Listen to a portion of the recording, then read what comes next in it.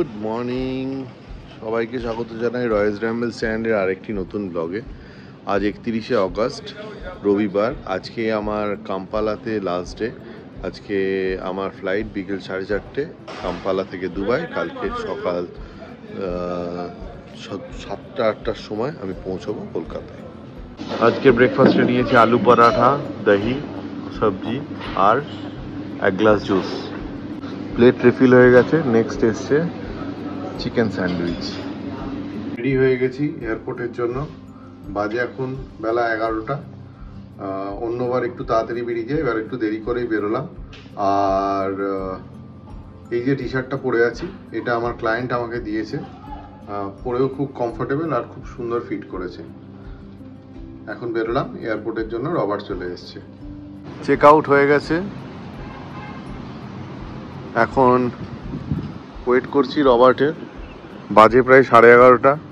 একটু দেরি হয়ে গেল, বাট ঠিক আছে। এয়ারপোর্টে 1টার আগে ঢুকতে দেয় না। আর 1টার মধ্যে আমরা আশা করছি পৌঁছে যাবো। একটা জিনিস আমার দেখানো হয়নি এত দিনের ভিডিওতেও, কাবিরাতে কিন্তু একটা বিশাল বড় ফুটবল গ্রাউন্ড আছে, যেটাতে আমরা একসময় ক্রিকেট, ফুটবল সব খেলেছি। তো এই হচ্ছে ফুটবল গ্রাউন্ডটা। আমি আর নিচে নামলাম না, যাওয়ার সময় আর বেশি রিস্ক নিতে চাই না। তো এই হলো ফুটবল গ্রাউন্ড। সেই দিন আমরা গেছিলাম স্কাই ভিউ হোটেলে, যেখান থেকে আমরা পুরো কাম্পালার ভিউটা দেখছিলাম। সেটা হচ্ছে এইখানে দেখুন টিভি টাওয়ারগুলো আছে। ওইটা হচ্ছে sky view hotel. I think লেখাও আছে স্কাইজ, বোঝা যাচ্ছে কিনা জানি না। ওইখান থেকে ওটা হচ্ছে টপ অফ কাম্পালা। আর এই হচ্ছে সেই বাহাই চার্চ, তার উল্টো দিকে কাবিরার গ্রাউন্ড। আর ওই আমাদের কাবিরা কান্ট্রি ক্লাব, যেটা বাইরে থেকে বোঝাই যায় না যে এর ভেতরটা কতটা সুন্দর। ওকে, this is Maddy. He is also there in কাবিরা for long time. It's been his 14 years now in Kabira. It is always good to see the same faces every time I come back, and these guys are so much helpful for all of us. Thank you, Mehdi. Thank you very much. Thank you. Robert আউনা চলে এসছে Pajero স্পোর্টসটা নিয়ে। আমরা এখন যাব to the airport. Good morning সেবো।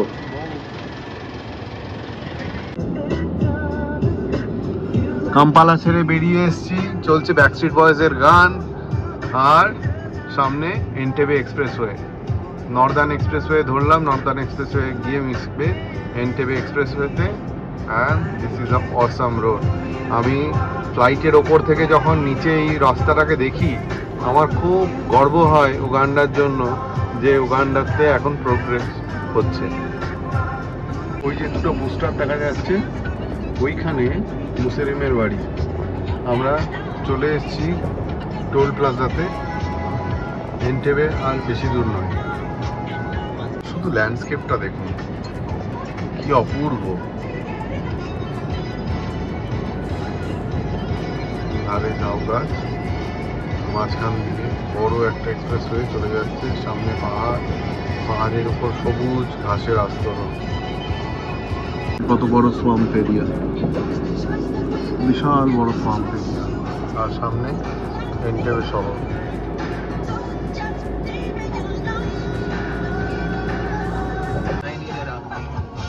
দেখুন, আগের বার যেখানে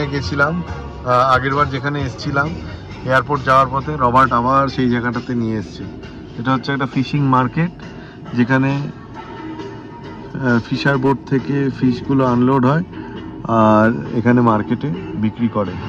আর এর আগের বার এখানে অনেকক্ষণ স্টে করেছিলাম, এবারেও তাই। আমরা যেহেতু হাতে একটু টাইম আছে, প্রায় 40 মিনিট মতো হাতে টাইম আছে, আমরা এখানে একটু ফিশার বোটের সামনে যাব।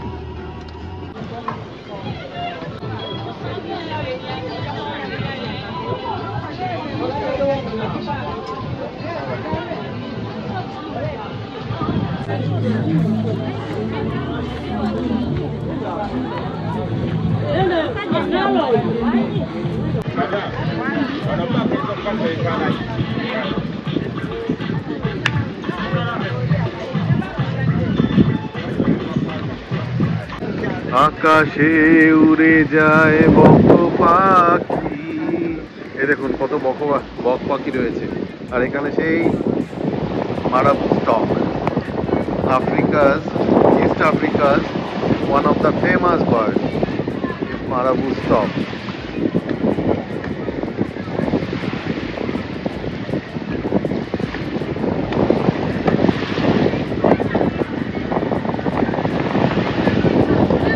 লোকে চিড়িয়াখানাতে দেখতে যাবে আর আমি এখানে একদম ওই দেখুন একটা মাথার উপর কতগুলো চিল ঘুরে বেড়াচ্ছে।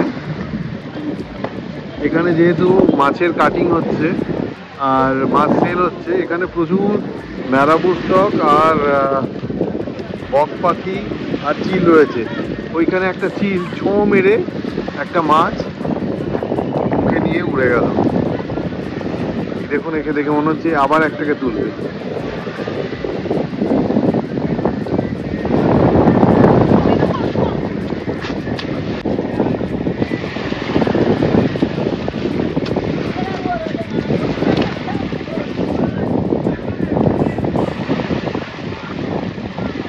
দেখুন আরেক জেঠু চলে এসেছে।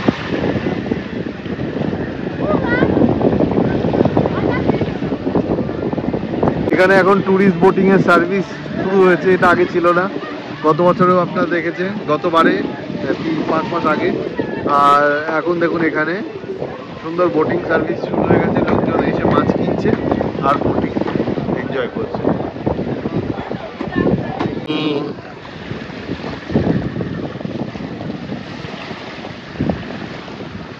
এই দেখুন এরা গলার এখানে যেটা ঝুলছে সেখানে মাছটাকে স্টোর করে রাখে।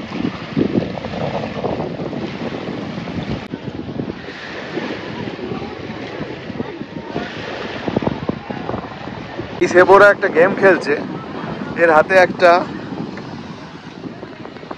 এইরকম জিনিস রয়েছে আর এর হাতে দুটো পাথর। এদের গেমটা আমি বোঝার চেষ্টা করছি, এরা এক্সপ্লেন করতে পারলো না বলে এরা Oh, now I get it. The stone has to pass through this one. That's the game. Hey. Oh.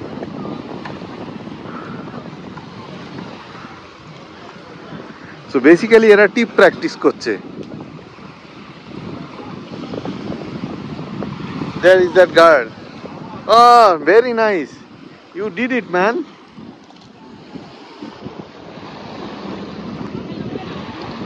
Hello. থেকে এসলাম দি পাম বিচ রিসর্ট বলে একটা রেস্টুরেন্ট, দি পাম বিচ ওয়াটারফ্রন্ট থেকে এলাম দি পাম বিচ রেস্টুরেন্টে। বেশিক্ষণ সময় নেব না, বাজে এখন 1:45। আমরা এখানে 1 কাপ করে চা খাবো আর রবার্টকে 1 গ্লাস জুস খাওয়াবো, বিচের মজা নেব আর তারপরে চলে যাব এয়ারপোর্টে।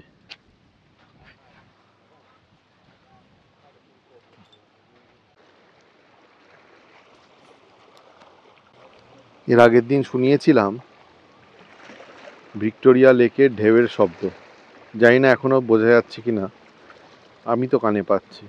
খুব সুন্দর লাগছে। এই বিচ রেস্টুরেন্টটা খুব সুন্দর। আমরা অর্ডার করলাম চা, কফি আর জুস। আমি নেব একটা ব্ল্যাক কফি। রবার্ট এখানে বসে জিনাটস খাচ্ছে আর মোবাইল দেখছে।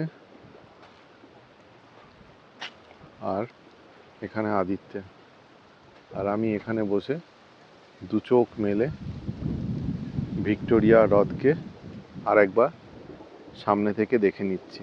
সত্যি জানি না আবার কবে আসব, কেননা এই সুযোগগুলো বারবার নাও হতে পারে। তাই যতটুকু হচ্ছে সেটুকুকে ভালো করে উপভোগ করে নেওয়া দরকার। ওই গাছটা দেখুন, গাছের মধ্যে কত পাখি বসে আছে। आदित्य, कैसा लग रहा है भाई? अच्छा लग रहा है। कैसा रहा इस बार का ट्रिप? बहुत बढ़िया, और एकदम सुकून मिला इस ट्रिप में। सुकून मिला सुकून मिला, बहुत सुकून और मिला। और काम काम भी बहुत बढ़िया रहा हमारा, एकदम फ्लॉलेस स्मूथ काम रहा, अच्छा, विदाउट टेंशन विदाउट स्ट्रेस, एकदम एंजॉय करके काम किया। और युगांडा कैसा लगा? Ugandan people? वेरी पोलाइट, बहुत ही अच्छा हॉस्पिटैलिटी है इनका। They greet us so well, they do not make us feel like we are very far away from home. और तुम्हारा मूर्तिसन फॉरेस्ट का स्टेशन एक्सपीरियंस? तो एक it was like an event, it's a once in a blue moon type of experience, ऐसा life time experiences. और साथ में company भी बहुत अच्छी थी, जर्नी भी बहुत अच्छी थी, ड्राइवर एंड हमारी टाइमिंग, हमारा trip, the stay, the hotel, and the best part was like that game drive जो मैंने आज तक कभी नहीं किया, और जब मैंने किया तो मैंने देखा कि और the thing is the weather, the sunlight, वो बहुत ही है ना अमेजिंग था। चलो, तो तुम्हारा ओवरऑल ट्रिप बहुत बढ़िया गया। बहुत अच्छा। This is Mr. Robert. Robert is a very famous football player in Uganda. Wherever you go with him, everybody recognize him and meets and greets. So this is, and he's a very humble person I have met so far in Uganda. He's a very professional driver. Whatever he does with perfection. So I would like to hear something from you, Robert. Just grateful to have you as my boss. It was a pleasure driving you, and I will continue enjoying with you. Thank you. I'll be waiting for you anytime you come. Thank you. চ্যানেলের নাম দিয়েছি রয়েস র্যাম্বলস, তাই আমার কাজটাও হলো সব মানুষের reflection collect করা, আর আমার সত্যি এই কাজটা করতে খুব ভালো লাগে। ব্লগ তো আমি প্রফেশনাল কাজের জন্য করছি না, এই ছোটোখাটো মুহূর্তগুলো স্মৃতিতে ধরে রাখার জন্য ব্লগটা করে রাখছি। এখন আমরা ওয়েট করছি চায়ের জন্য। আমি নিয়েছি একটা ব্ল্যাক টি, আদিত্য নিয়েছে একটা আফ্রিকান কফি, আর রবার্ট নিয়েছে ওয়াটারমেলন জুস। বাজে এখন 1:05। আমরা মোটামুটি 1:15 নাগাদ টার্গেট করছি এয়ারপোর্টে ঢোকার। খাবার চলে এসছে, রবার্টের জুস আর আমাদের কফি।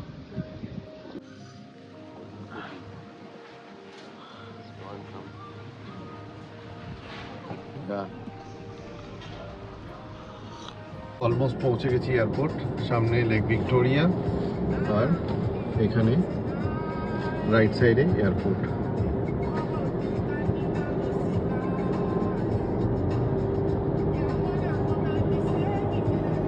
লেফট সাইডে lake Victoria. This is UN airbase.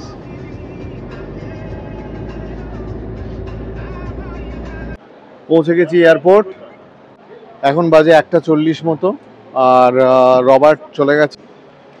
ঢুকে পড়েছি এয়ারপোর্টে, সিকিউরিটি চেক ইন হয়ে গেছে। এখানে আগে সিকিউরিটি চেক ইন হয়, তারপরে হয় অ্যাকচুয়াল চেক ইন এমিরেটস কাউন্টারে। তো ফ্লাইট চলে এসছে, inbound flight, so I don't think আজকে ফ্লাইটে কোনো লেট হবে। ইমিগ্রেশন হয়ে গেছে, সিকিউরিটি চেক ইন হয়ে গেছে। এখানে এত সিকিউরিটি চেকিং হয় যে কি বলবো। এয়ারপোর্টে ঢোকার আগে একটা সিকিউরিটি চেকিং হয়, যেখানে আপনাকে নেমে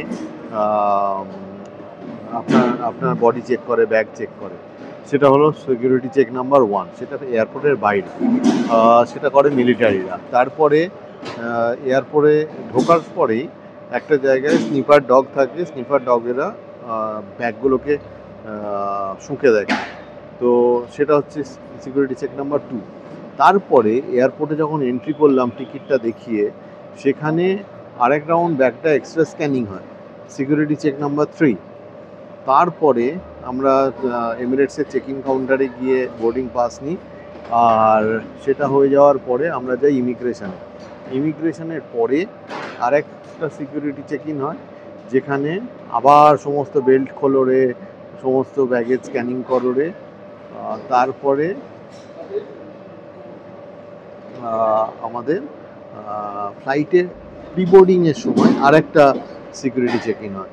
total 5 levels of security check-in. Can you imagine? On today's date, 5 levels of security check-in, it's too much. It's really too much. আচ্ছা, আরেকটা কথা, আজকে আমি লাউঞ্জ নেব না, কেননা আমার সঙ্গে আদিত্য আছে।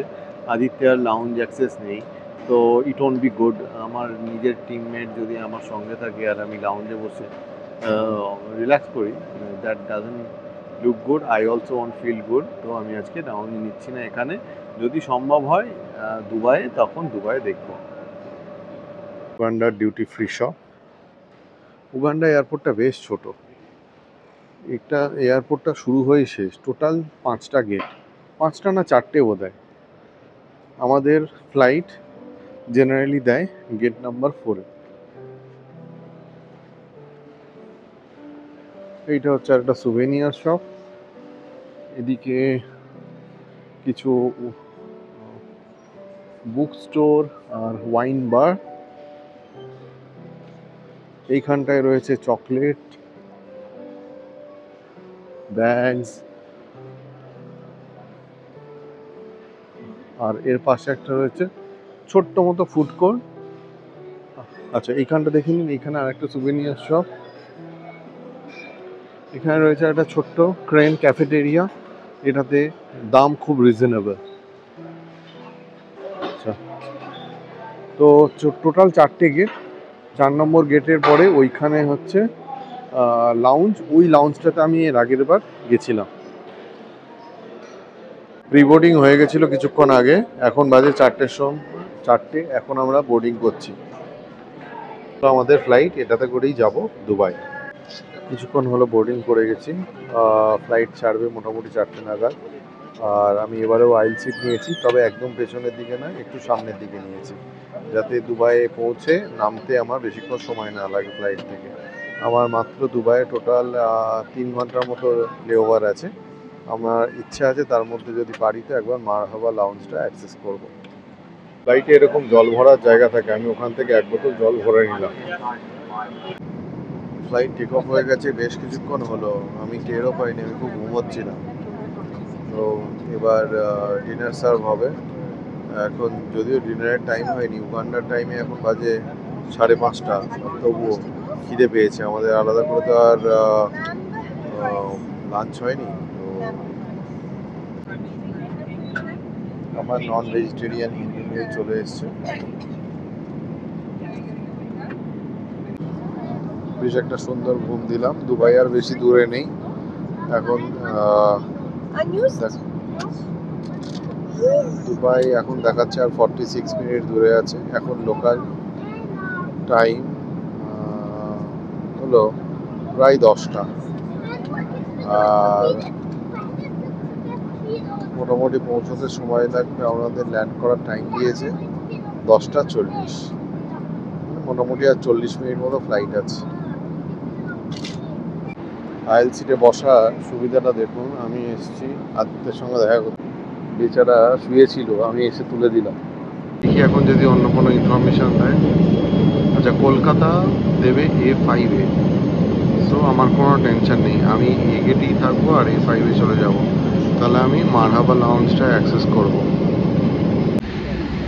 ল্যান্ড করে গেছে, এখন বাজে লোকাল টাইম 9:10। শিডিউল টাইমে 10 মিনিট আগে ল্যান্ড করে দিয়েছে।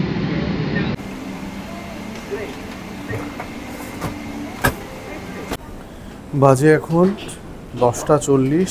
সামনে বসার সুবিধাটা হলো এই যে আমি ফ্লাইট থেকে একদম তাড়াতাড়ি নেমে পড়লাম। ফ্লাইট ল্যান্ড করার 10 মিনিটের মধ্যে এটা A15 গেটে দিয়ে দিয়েছে, আর আমি সঙ্গে সঙ্গে নেমে পড়েছি।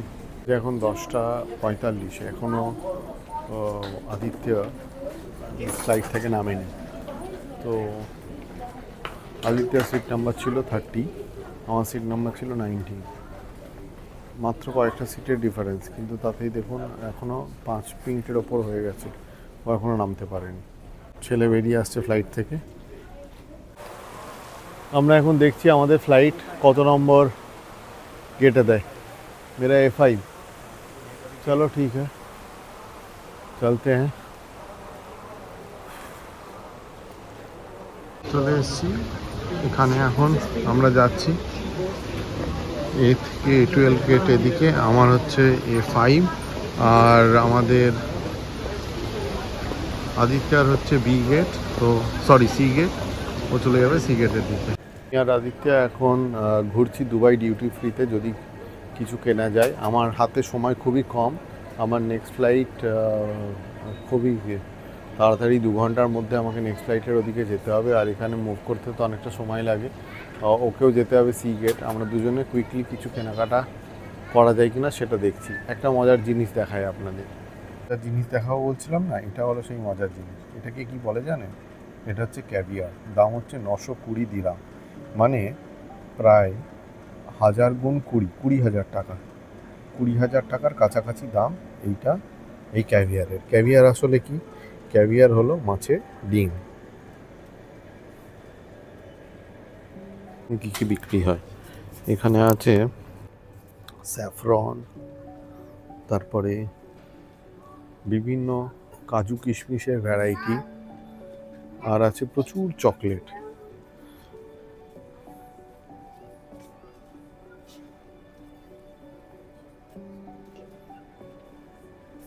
ওই দিকের সেকশনটা হচ্ছে পুরোটাই লিকারের সেকশন।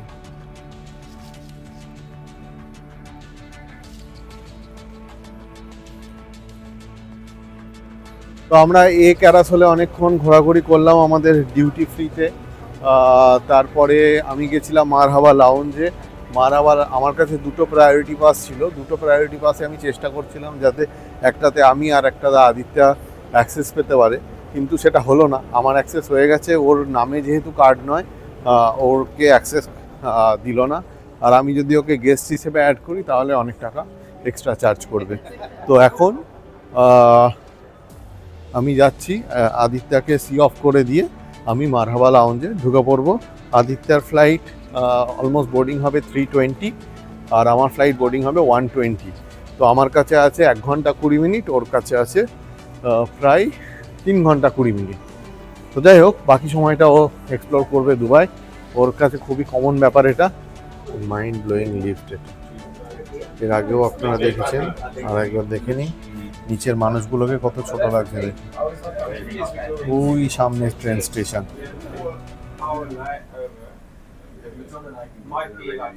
দিকটা দাঁড়িয়ে পড়েছে ট্রেনের জন্য, এখানে দেখা যাচ্ছে যে নেক্সট ট্রেন আসবে 2 মিনিটে। Train is arriving now announce হলো, আর ট্রেন চলে এসছে। চলো ভাই, bye bye, see you again. हाँ okay, let's hope meet soon. Sorry.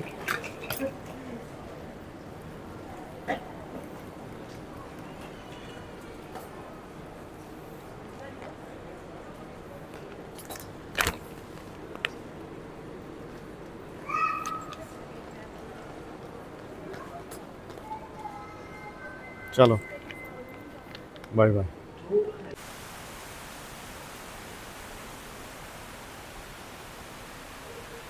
ওই লিফটটা ধরতে পারিনি আমি, যেতে যেতে বন্ধ হয়ে গেছিলো, এখন নতুন লিফট এসছে।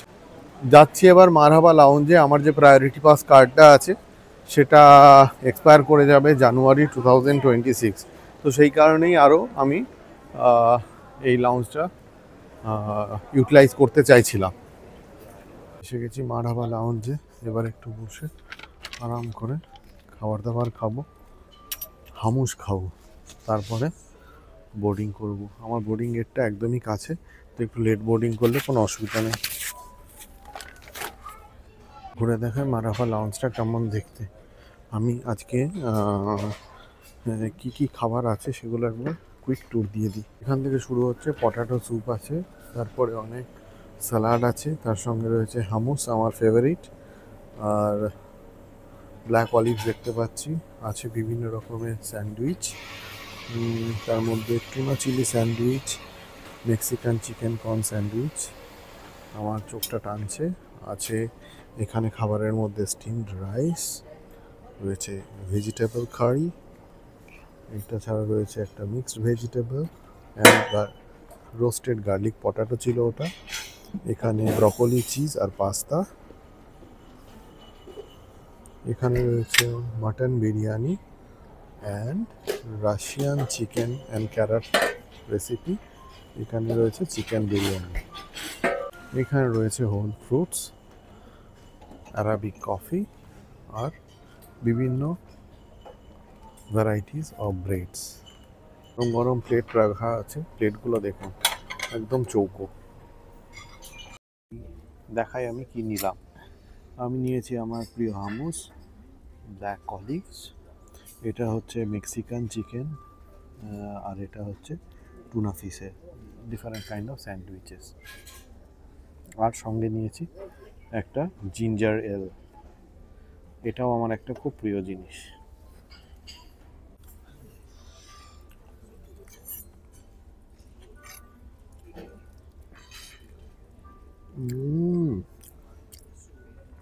দুবাইয়ের হামুস আর গোটা পৃথিবীর হামুসের আকাশ পাতাল তফাৎ।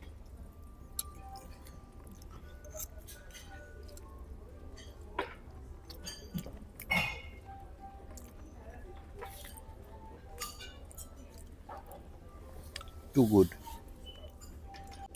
এবার খাবো টুনা স্যান্ডউইচটা।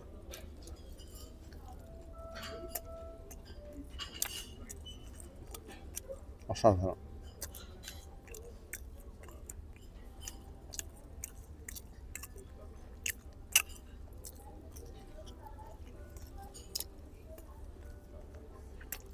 এবার খাবো চিকেন স্যান্ডউইচটা, মেক্সিকান চিকেন কর্ন স্যান্ডউইচ।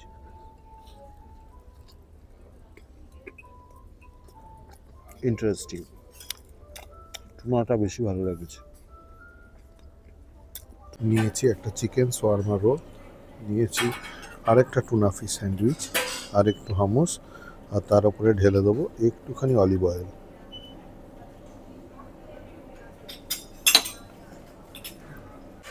এই কালো তিল দেওয়া সিসেমে সিড, এটা দেওয়া যে এই টুনা ফিশটা স্যান্ডউইচটা খেতে দারুণ লাগছে।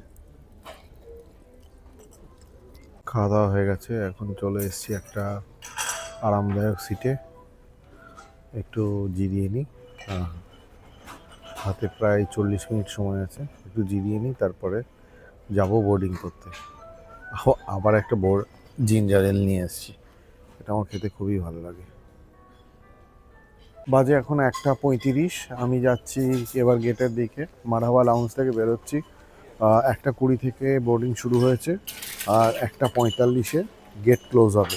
তো আমার কাছে এখন ঠিক 10 মিনিট আছে গেটে পৌঁছানোর জন্য, হয়ে যাবে, একদমই কাছে। তো এখন এগোচ্ছি টাটা দুবাই, এবারে ফ্লাইট বোর্ড করার সময়। লাউঞ্জের একদম সামনেই A5 গেট শুরু হয়ে গেছে কলকাতার বোর্ডিং। প্রি বোর্ডিং এরিয়া একদম খালি, মানে হচ্ছে বোর্ডিং অনেকক্ষণ শুরু হয়ে গেছে। যাই হোক, একদিক দিয়ে ভালো হয়েছে, ওই প্রি বোর্ডিং করে এই নিচে ওয়েট করাটা ওটা খুব বিরক্তিকর। তার থেকে লাউঞ্জ থেকে লেট বেরোলাম আর সোজা চলে যাচ্ছি বোর্ডিংয়ে। বোর্ড করে গেছি ফ্লাইটে, এখন বাজে 1:45, আর ফ্লাইটটা ল্যান্ড করার কথা সকাল 7টা নাগাদ।